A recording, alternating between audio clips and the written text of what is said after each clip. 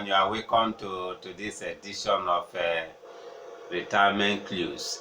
We bless the name of the Lord for giving us another opportunity to come your way. I remain the promoter of this program, Mr. Chus Udo Okonta, and the publisher of Nigerian Premium News Online, Insurance and Pension Online, known as eSpend Online. You are really welcome to this program. Wants to still use this opportunity to appreciate all those that have been following us, those that have been sending their inquiries, those that have been sending their comments, those that have been supporting us since we started this program. Indeed, if it has not been you, I don't think we would have been able to get to where we are today. Thank you, and we still want to solicit for more support to keep this program going. Today we have come with another robust topic that we want to look into, and a way to a better retirement. This program is just centered on how to prepare for the future, how to retire and retire very well. Today, by the grace of God, we want to look at a topic that says how to avoid becoming restless retiree. How to avoid becoming restless retiree. Indeed, we know that retirement, one of the margins of retirement is that life is sweet, after hard work. A time of retirement is supposed to be a time of rest. See, rest is sweet after hard work.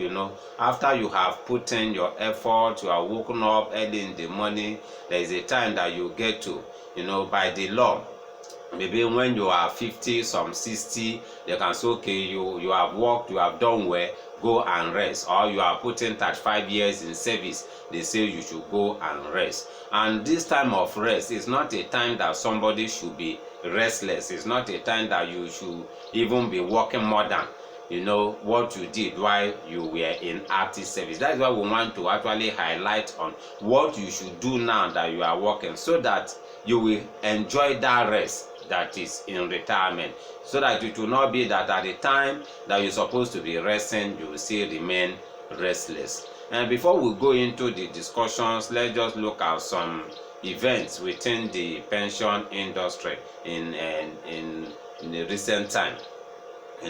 The first thing we want to highlight here is just the collaboration between PTAD, which is a Pension Transition Arrangement Directorate, and other government agencies. What they are trying to do to actually stem or reduce this issue of pension fraud. We got to know that PTAD is working with EFCC, ICPC, even with the police, to ensure that this menace of pension fraud is actually nipping the bud, and it's a very good one. We pray that the partnership will yield a positive result, because we have had instances where people have been defrauded of their pension earnings. Then the agitation by state pensioners still continue across states. Many pensioners are still, protesting non-payment of their pension benefits. And most especially this time of electoral campaign, is a time they believe that is a time for them to actually drum make their voice known. For states that are owing pensioners, many of the pensioners are in the street protest, and we know that we have been saying it, that this is not actually good for elderly people, having done their best for them to be in the street carrying placard. And we want to use this opportunity to employ all those state governors that are yet to pay their pensioners. They should try as much as possible. We know that the economy is actually facing hard times now, but they should be prudent so that they will be able to have something, to settle these pensioners.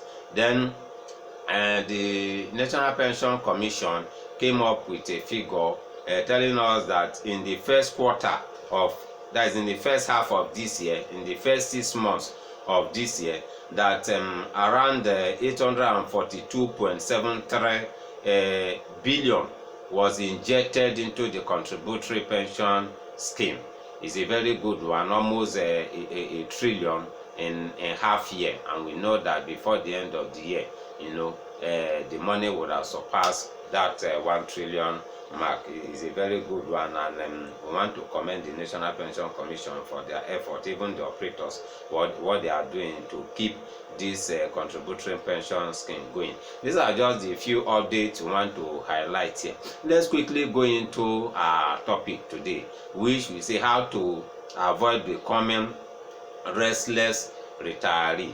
Indeed, from our investigation and observation, even relationship relating with people, we got to know that people are working daily. They are working very hard to even, become restless in retirement. What do we mean?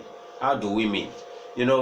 When you are in your employment and you don't even think of retirement, what you are doing, you are preparing yourself, for this type of life that we are talking about today, where you will now become more restless even in retirement, which ought not to be.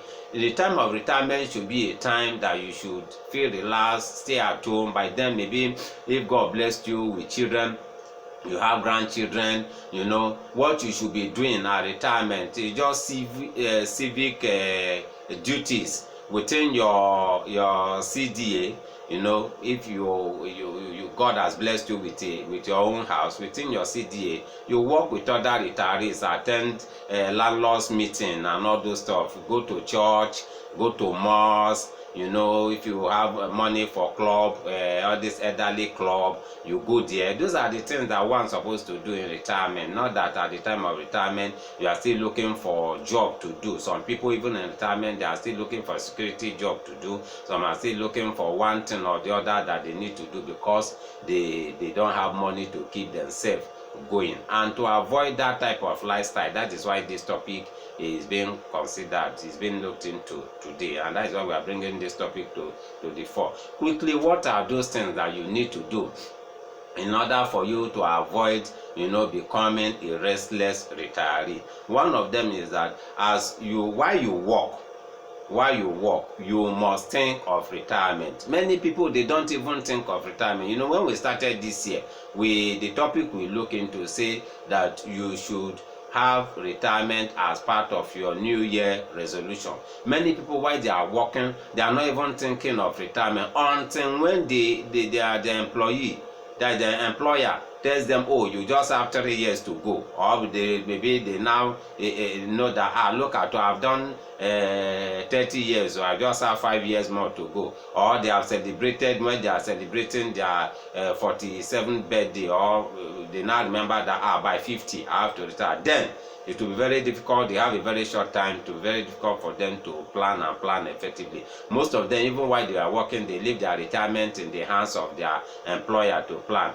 That is not good enough. For you, just every day while you are working, you must think about your retirement, because when you think about it, it will help you plan a better retirement. That is the first step you have to do. While you work every day, think of your retirement. While you are thinking of your salary, think of your retirement. Your salary and your retirement should be something that concerns you. Everything. Anytime you are working in the office, always remember that one day you will no longer be in that office, and that is why you must think about your retirement. No, it's not just good enough to think about it. As you think about it, set a plan for your retirement. Make sure you set a plan for your retirement. For those that are in the formal sector, there are opportunities that you can employ to actually plan your retirement. We have the contributory pension scheme, which at least if you are working in a structured organization that have embraced it, they have to do it. Contribute. Your employer contributes 10%. And you contribute 8%, but that may not be enough. Even with the current situation in Nigeria, you can even attach the voluntary contribution to it, so that you have enough funds, to do that. While you are doing that leg, you still have other opportunities. Look at opportunities in the capital market, opportunities in the money market. You exploit them. Opportunities in real estate. Make sure you try as possible to own your own house. Buy insurance, because insurance will still help you to reduce reduce, risk, help you take care of some risks that you would have been channeling your money into. That is for those that are in the formal sector. Then for you that are in the informal sector, you have opportunities like in the micro pension plan. Embrace the micro pension plan. Buy insurance, because insurance will help your business grow. Insure your business, whatever you are doing, insure your business, insure your houses, insure your vehicles, your assets, insure them, so that in case of risk you will not be spending out of your pocket or from your account. Explore opportunities in the money market, in the capital market, real estate, and all those. That will really help you, so that when you retire you will not have much financial responsibilities to carry. After you have done that, another thing is that while you are working, try as much as possible to acquire new skill. It will help you, both those that are in the formal and informal sector. Try to acquire new skill. Train yourself, retrain yourself. You can even acquire skills in the other vocations. Nothing stops you from learning how to sew. You can become a fashion designer even at old age. Once you have the skill, you employ people that will be doing it, because most times if the business that you don't have the skill, you can't run it very well.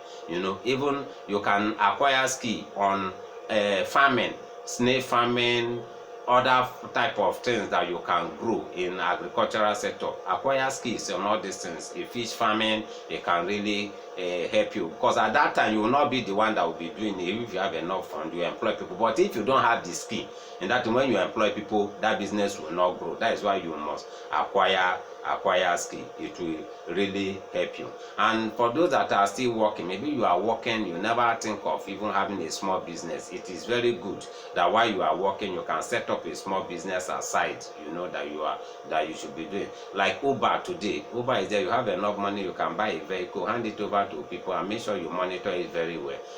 That can be generating money for you. What we are saying here is that try as much as possible to have multiple stream of income. Don't just depend on your salary alone, because that will impact your retirement.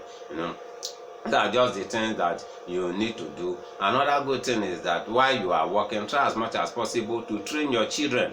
Train them, let them acquire at least the basic education. Train them, so that at retirement, even at that time, you will not have much problem. Because if your children, you didn't train them very well, they may become a problem for you even at retirement. That is why you see houses today, when you go to like places in Lagos, say this house is not for sale. Most of those people that are writing all those, this house is not for sale, it's just because of their children that are threatening that they want to sell their parents' property. Train your children, and so that they too can stand up and stand on their own. Is a very good step that you must take. Don't just say no, I can let them go and I don't have time. Nobody train me. Train them, so that you too will enjoy them even in retirement. Because even in our own culture, our children can be part of our retirement too.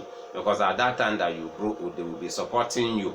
But if you didn't train them, where will you get that support from? That is why it's good that you try as much as possible to train them. Then the last thing I want to highlight here is that you should try as much as possible to cultivate a good health lifestyle. Cultivate good, healthy lifestyle. Make sure that you don't just take things that will cause problem for you even at retirement. There are some people today, because of the things that they did while they were young, is impacting their health today. Every day they are in the hospital. But make sure that you don't just take things that will harm your body even at old age. Cultivate a good lifestyle. Don't just live your life anyhow. Don't spend your resources anyhow. Make sure that you plan your life and plan it very well. Once you do all this, and with the grace of God, with God on your side, fear God too. Fear God, because the Bible says the fear of God is the beginning of wisdom. Once you fear God, God will really help you. At retirement, you have a very blissful time in retirement. When other people are agitating, like all these people we see in the street now, like as we said, across state, that people are agitating. There are some people that retire with them. They are not even carrying placards. Most of them are even abroad enjoying themselves. But those people, if you didn't plan your life very well, you always join people that are agitating. I pray that will not be our lot. Let's plan our life so that we'll have a good time in retirement. Just as I've said, I remain the promoter of this program, Mr. Chus Udo Okonta. In case you have any inquiry or you want to know more about this program, you can reach me through my numbers, which are 08054269557 and 07033253527. My email address is ispenonline@gmail.com. Remain blessed as we still come your way in the future. Share this program, this podcast. Share it with your friends. You may be helping somebody that has never heard about what we are saying today. Remain blessed.